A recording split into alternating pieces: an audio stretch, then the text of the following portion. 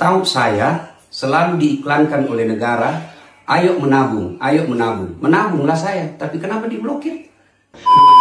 Prabowo dapat gelar Presiden omong-omong. Ex-penyidik KPK sebut Prabowo khianati penegakan hukum. Jadi tidak hanya omon, kerjanya omon saja. Tapi saya sudah katakan, nanti yang menentukan apakah Prabowo 2 periode atau tidak, selain yang maha kuasa, Prabowo sendiri. Tadi terima kasih ada yang sebut Prabowo 2 periode. Saya kira saya mau koreksi. Kader-kader muda, saya mau koreksi saudara-saudara. Please, tolong jangan sebut seperti itu. Kita belum 1 tahun menjalankan amanah. Niat itu silakan disimpan dalam hati. Tapi saya sudah katakan, nanti yang menentukan apakah Prabowo 2 periode atau tidak, selain yang maha kuasa, Prabowo sendiri. Saya menilai bahwa diri saya tidak mencapai apa yang saya canangkan, saya tidak mau maju lagi sebagai Presiden Republik Indonesia. Pemimpin yang baik itu bukanlah pemimpin yang berkantor di gedung mewah dan juga bukan pemimpin yang berkantor di tengah rakyat elit, tapi pemimpin yang baik adalah pemimpin yang berkantor di tengah rakyat jelata. Prabowo diolok-olok, ambalat loh, ya sudah jelas-jelas kita punya. Diserang Malaysia seperti itu aja sama Anwar Ibrahim terus mau mengajak kerjasama. Ini ada istilah bagus dari kawan-kawan. Ini ibarat rumah kita dimasukin maling, terus malingnya diajak makan bersama.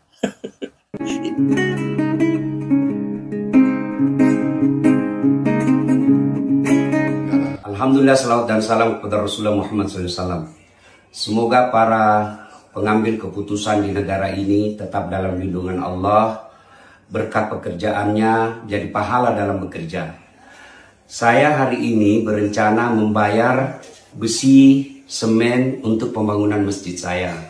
Jadi saya datanglah mengambil uang yang saya tabung di bank pemerintah.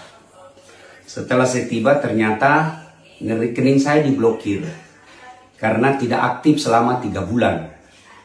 Saya bingung kenapa diblokir. Alasannya katanya supaya menghindari hal-hal negatif. Setahu saya selalu diiklankan oleh negara, ayo menabung, ayo menabung. Menabunglah saya, tapi kenapa diblokir?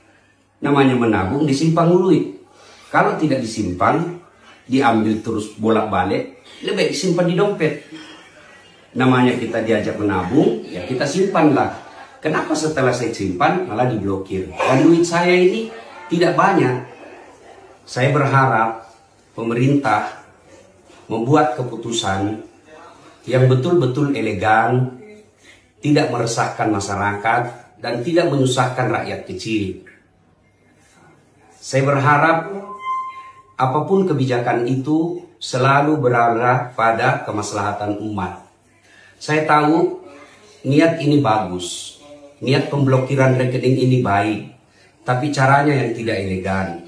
Apa gunanya kalian yang sekolah tinggi-tinggi ke luar negeri, digaji oleh negara, yang bekerja mengelola keuangan masyarakat, lalu uang masyarakat ini, kebijakan ini justru melahirkan keresahan dan menyusahkan masyarakat.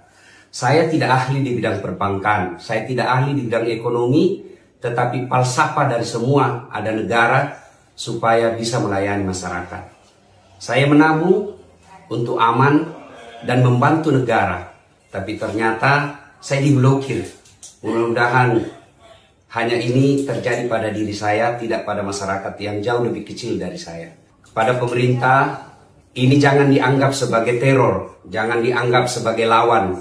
Anggaplah sebagai masukan dari rakyat untuk memperbaiki sistem pengelolaan keuangan negara. Saya yakin kalau niatnya baik, pasti Allah tunjukkan jalan yang baik. Saya Dasat Latif dari Kota Makassar. Assalamualaikum. Untuk Pak Presiden Prabowo Subianto, beta pemuda dari NTT, beta mau sampaikan bahwa meskipun saat ini Bapak telah mendapatkan dukungan secara full dari semua partai di parlemen, tapi kalau tingkah Bapak seperti itu, kebijakan-kebijakan Bapak seperti itu, keputusan-keputusan Bapak seperti itu, maka sampai kapanpun Bapak tidak akan pernah menandingi Pak Jokowi. Kenapa beta bilang begitu? Karena Pak Jokowi pernah mengatakan, asal untuk rakyat dan asal untuk negara, beliau rela mempertaruhkan reputasi politiknya. Lalu bagaimana Bapak mau menandingi Pak Jokowi, sedangkan demi reputasi politik, Bapak rela pertaruhkan rakyat dan negara di tangan koruptor? Jujur, hingga saat ini beta tidak habis pikir dengan keputusan Bapak yang memberikan pengampunan pada koruptor. Bahkan beta lebih tidak habis pikir dengan alasan bebaskan koruptor demi menjaga persatuan di momen 17 Agustus yang berdampak pada stabilitas politik nasional. Kenapa beta tidak habis pikir? Karena memang sangat tidak masuk akal. Atau coba Bapak bayangkan, bagaimana mengampuni koruptor dengan alasan persatuan, sedangkan yang mendapatkan pengampunan cuma 2 orang? Kan dalam kasus impor gula ada 9 terdakwa. Lalu kenapa dalam kasus impor gula cuma Tom Lembong yang mendapatkan abolisi? Lalu itu yang mau bicara tentang persatuan. Persatuan atau penipuan? Lagian, kalau mau bicara soal persatuan, negara kita ini memiliki banyak masalah yang sensitif soal persatuan. Contoh, kasus intoleransi. Di tahun 2025 saja, dari Januari hingga bulan 7 kemarin, itu setiap bulan terjadi tindakan intoleransi. Dan yang terbaru terjadi tindakan intoleransi di Sumatera Barat. Bahkan itu memicu aksi dari berbagai daerah untuk turun di jalan. Salah satunya di Sulawesi Utara, tempat Bapak. Dan itu tempat rumah makan Padang di Sulawesi Utara terancam dibakar akibat tindakan intoleransi di Sumatera Barat. Lalu di mana dalih persatuan yang Bapak gembar-gemborkan? Apakah dalih persatuan itu hanya berlaku untuk Hasto dan Tom Lembong? Lalu apakah koruptor lebih suci dari agama? Atau apakah koruptor lebih pantas mendapatkan perhatian ketimbang anak-anak dan ibu-ibu yang dipukul dan diusir keluar dari rumah ibadah? Lalu sebenarnya persatuan yang Bapak maksudkan itu persatuan apa? Apakah persatuan dengan rakyat demi NKRI? Atau persatuan dengan koruptor demi kepentingan politik? Atau mau bicara persatuan dalam politik? Kalau mau bicara persatuan dalam politik, ya tarik Anies masuk kabinet, tarik Ganjar masuk kabinet. Dengan begitu ternak unta dan ternak banteng bisa tenang untuk kita sama-sama bersatu membangun bangsa. Lalu kenapa tidak ajak Anies bersatu? Kenapa tidak ajak Ganjar bersatu? Kok malah ajak koruptor untuk bersatu? Lalu kira-kira itu mau bersatu membangun bangsa atau bersatu merusak bangsa? Jadi stop dengan embel-embel persatuan kalau persatuan itu ditujukan pada koruptor. Karena beta sebagai rakyat Indonesia tidak sudi untuk bersatu dengan koruptor dalam merah putih yang suci. Lucunya lagi, Bapak bebaskan koruptor dengan alasan 17 Agustus. Yang jadi pertanyaan, inti dari 17 Agustus itu apa? Inti dari 17 Agustus itu adalah kemerdekaan. Sedangkan kami rakyat ini belum merdeka secara utuh akibat ulah dari koruptor. Lalu bagaimana mau bicara 17 Agustus sedangkan Bapak lebih memilih untuk merdekakan koruptor ketimbang memerdekakan kami rakyat? Lihat, coba lihat RUU perampasan aset koruptor selama bertahun-tahun nganggur di DPR tidak pernah disahkan. Tapi tanah milik rakyat nganggur selama 2 tahun langsung disita. Lalu itu yang mau bicara tentang 17 Agustus. Rekening milik koruptor dibiarkan untuk uang terus mengalir. Tapi rekening milik rakyat nganggur selama 3 bulan langsung diblokir. Lalu itu yang mau bicara tentang 17 Agustus. Koruptor divonis selama bertahun-tahun langsung dibebaskan untuk bersatu membangun bangsa, tapi rakyat nganggur selama bertahun-tahun tidak diajak untuk bersatu. Lalu itu yang mau bicara tentang 17 Agustus. Lalu inti dari kemerdekaan di 17 Agustus itu sebenarnya untuk siapa? Untuk rakyat dan negara atau untuk koruptor dan pembela koruptor? Cemennya lagi, Bapak bebaskan koruptor dengan alasan stabilitas politik nasional. Yang jadi pertanyaan, Hasto dan Tom Lembong itu punya pengaruh apa? Lihat di zaman Pak Jokowi, itu beberapa kali terjadi ketidakstabilitas politik nasional. Bahkan itu bisa menyebabkan Indonesia pecah. Tapi apa yang terjadi? Kasus contoh paling nyata adalah kasus Lukas NMB.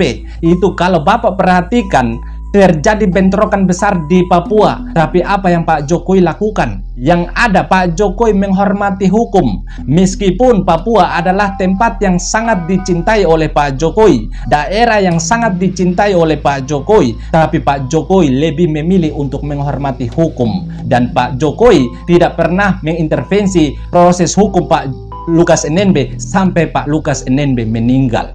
Bayangkan, seorang tukang kayu tidak gentar dengan ancaman lepasnya Papua dari NKRI. Lalu masa seorang jenderal cemen dengan 2 lalat koruptor?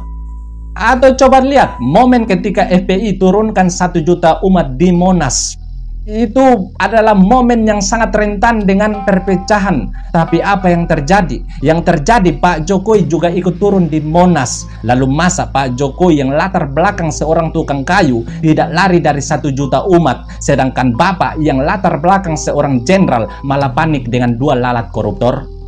Jadi sangat lucu dan sangat tidak masuk akal bagi beta kalau Hasto dan Tom Lembong dibebaskan dengan alasan untuk menjaga persatuan di momen 17 Agustus yang berdampak pada stabilitas politik nasional.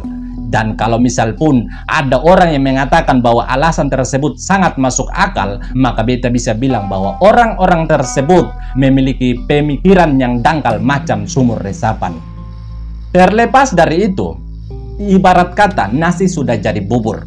Jadi lewat video ini, beta datang di hadapan Bapak untuk memberikan kotak obat agar Bapak bisa menyembuhkan luka yang telah Bapak torehkan pada ingatan rakyat akibat bebaskan koruptor. Jadi kalau Bapak mau agar luka yang ada di ingatan rakyat itu sembuh, maka dengar baik-baik apa yang beta sampaikan ini.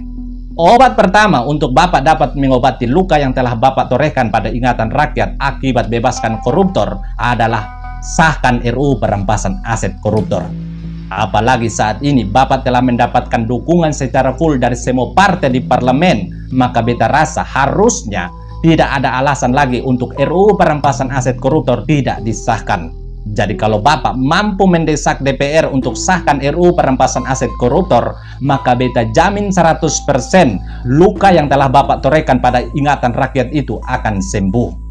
Dan bisa juga Bapak akan dianggap sebagai presiden terbaik Indonesia. Tapi kalau Bapak tidak mampu mendesak DPR untuk sahkan RUU perampasan aset koruptor, maka minta maaf Pak, itu Bapak akan dicap sebagai presiden tergagal di Indonesia. Bahkan luka itu akan bernanah dan menganggap Bapak sebagai presiden terburuk di Indonesia. Itu adalah obat pertama yang Bapak bisa gunakan untuk sembuhkan luka yang telah Bapak torehkan pada ingatan rakyat. Dan obat kedua yang bisa Bapak gunakan untuk mengobati luka yang telah Bapak torehkan pada ingatan rakyat akibat bebaskan koruptor adalah berkantorlah di tengah rakyat jelata. Meskipun obat ini khasiatnya tidak sampai 100%, tapi setidaknya obat ini dapat mengurangi sakit dari luka itu. Jadi obat kedua adalah berkantorlah di tengah rakyat jelata. Bahkan sudah berkali-kali beta sampaikan bahwa pemimpin yang baik itu bukanlah pemimpin yang berkantor di gedung mewah dan juga bukan pemimpin yang berkantor di tengah rakyat elit, tapi pemimpin yang baik adalah pemimpin yang berkantor di tengah rakyat jelata. Karena kalau pemimpin berkantor di tengah rakyat jelata, maka dia akan tahu masalah bangsa yang sesungguhnya. Rekan-rekan, masih dalam rangka mengkritisi Pak Prabowo yang kita dukung. Jadi sampai hari ini kita masih komit mendukung pemerintah. Tapi ada catatan-catatan yang tercecer yang harus kita beri masukan karena itu membahayakan menurut kita. Yang lalu kita bicara soal amnesti yang diberikan kepada Hasto yang dikomentari banyak pihak itu menjadi kontraproduktif dan sangat menyakitkan beberapa pihak di akar rumput kita gitu, karena begitu luar biasanya mereka menyerang kabinet sebelumnya, menyerang Pak Jokowi dan sebagainya. Itu sudah lewat. Tadi pagi saya juga melihat ada pidato-pidato Pak Prabowo tentang pertumbuhan ekonomi, menurunnya kemiskinan, menurunnya pengangguran. Ini sebenarnya yang saya takutkan, karena ini kabinet Pak Prabowo adalah kabinet politik. Jadi ini bukan Kopassus gitu. Kalau Bapak dulu di militer, mungkin mereka tidak berani berbohong, karena begitu ketahuan Bapak akan taboi mereka. Tapi sekarang anak buah Bapak yang 48 plus BUMN dan sebagainya itu orang politik yang tidak punya rasa malu, dan mereka akan berbohong setiap saat untuk menyelamatkan batang hidungnya saja gitu. Nah, itu pengangguran yang mana yang turun? Kemiskinan yang mana yang turun, begitu kan? Kenaikan ekonomi di kuartal 2 yang 5,12 dari 4,48 itu, yang naik itu di mana? Sudah banyak analisa, Pak. Itu naik bisa saja dari segi pertambangan, dari ekspor, dan sebagainya. Tapi dalam kenyataannya, di bawah ini ya masih juga sakit gitu. Kita nih di akar rumput, kita tahu bagaimana daya belinya berkurang, jualan berkurang, dan sebagainya. Jadi Bapak harus klaster juga, itu tidak bisa digeneralir seperti itu. Nah, ini bahayanya apa? Kalau terus Bapak pidato seperti ini, seperti saya katakan, itu akan diketawain orang terus-menerus, pasti. Sekarang ini begitu banyak makian kepada Bapak sudah beredar di mana-mana. Ini sebenarnya sangat kita khawatirkan gitu. Bapak tahu, 3 hari yang lalu saya bicara tentang amnesti Hasto.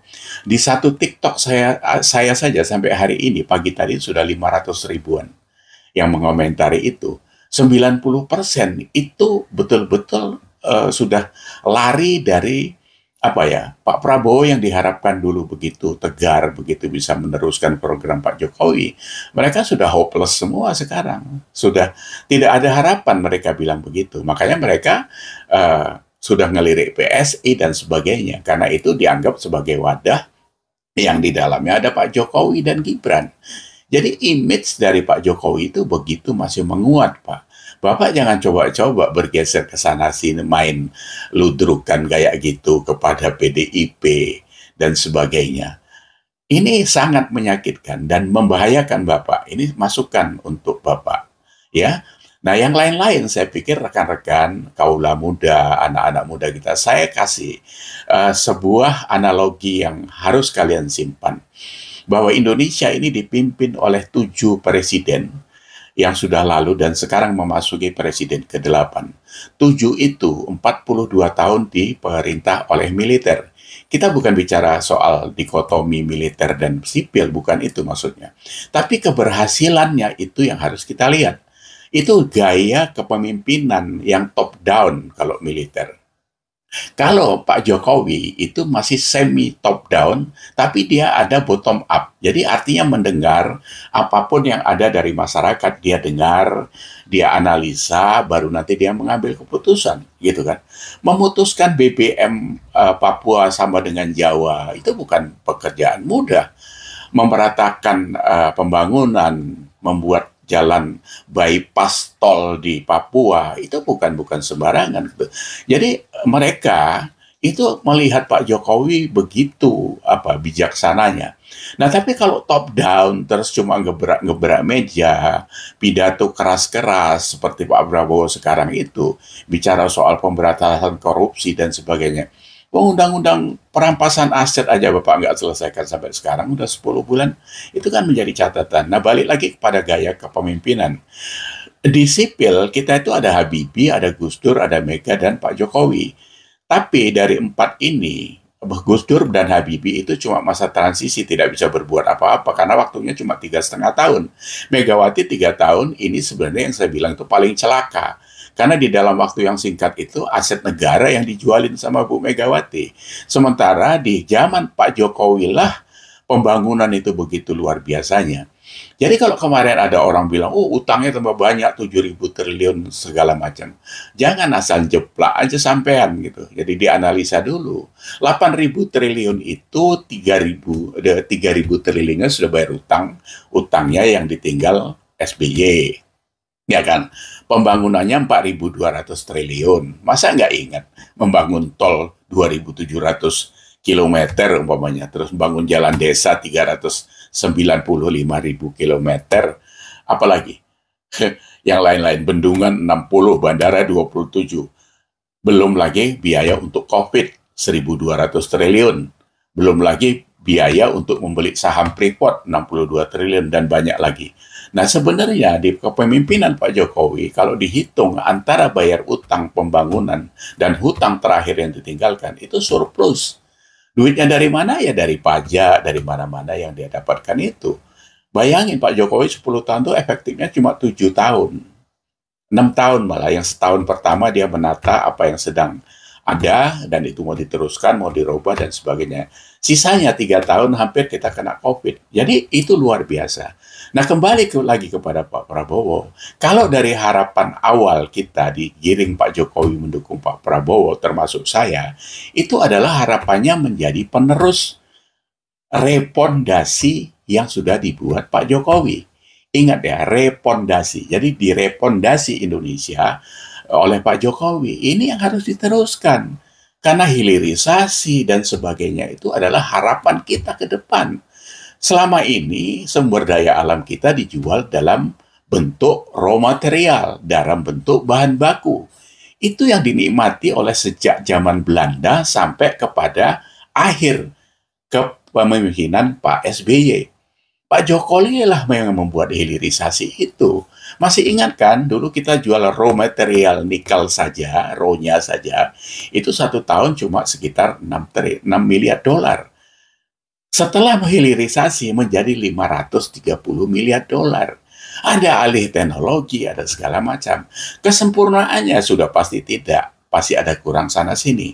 Tapi growth-nya secara value, secara nilai itu begitu tingginya. Nah ini kalau sekarang Pak Prabowo diolok-olok, ambalat loh, yang sudah jelas-jelas kita punya.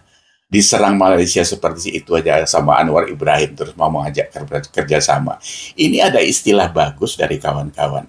Ini ibarat rumah kita dimasukin maling, terus malingnya diajak makan bersama. Ini sindiran yang cukup telak sebenarnya buat Pak Prabowo.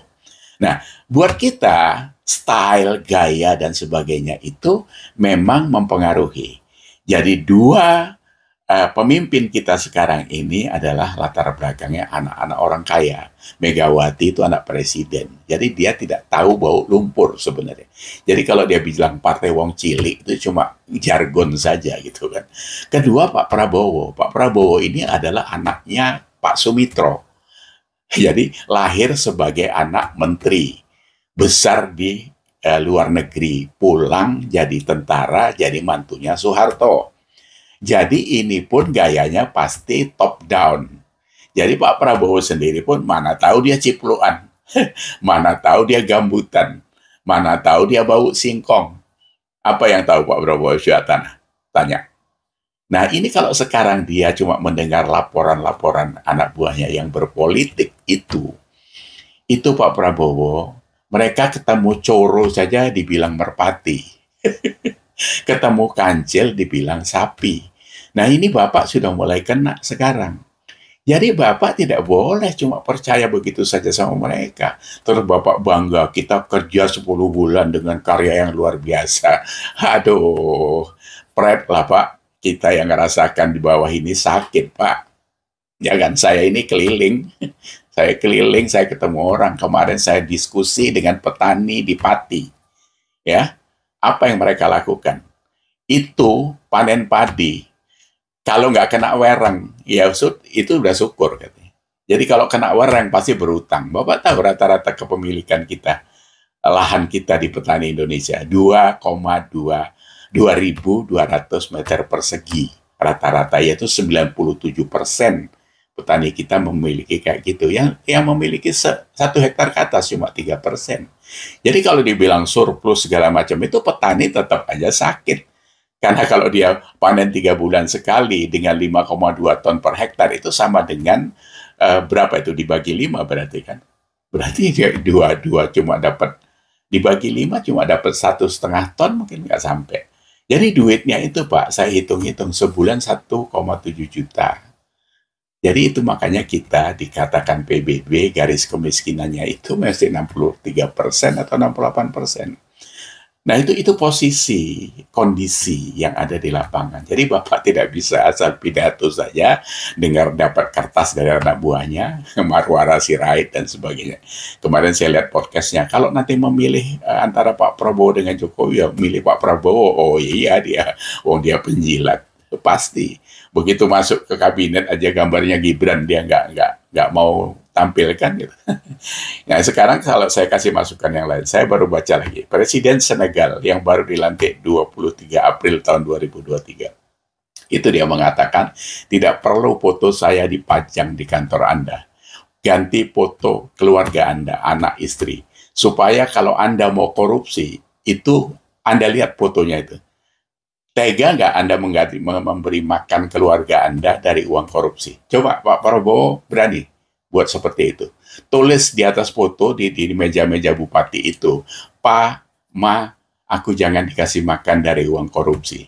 Mungkin itu bisa jauh mengurangi daripada Bapak merayu-rayu terus undang-undang perampasan aset nggak Bapak luluskan juga sampai sekarang. Ya, ini hari Jumat. Semoga semuanya ini bisa bermanfaat obrolan kita ini. Terima kasih.